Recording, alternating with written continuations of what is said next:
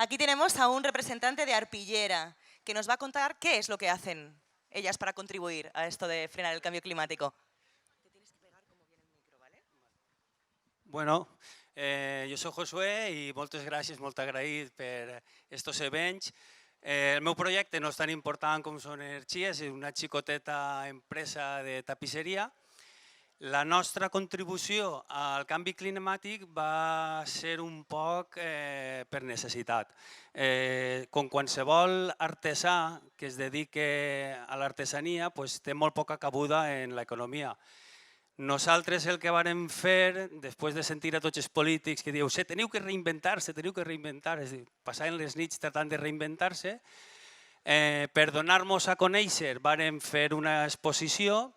Aquesta exposició va sortir de tots els materials, mobles que anàvem encontrant per ahir.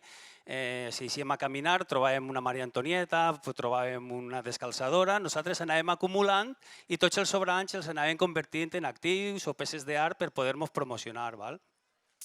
Això va ser tan interessant i tan intens que el projecte ha anat un poquet a més. És a dir, ja no sols estem reciclant mobles que trobem o treballs per encàrrec, sinó per mig del contacte de comerç just, que tenim possibilitat en la importadora de cafè o tostadora, ens passen els residus d'ells, és a dir, ja no sols estem com tancant el circuit dels nostres residus. Els residus d'altres entitats nosaltres els convertim també en peces o mobiliari o bolsos o cistelletes, coses per a l'hogar. És a dir, per una part, tratant d'explicar això, els nostres residus de teles, sobrants de projectes, els anem acumulant.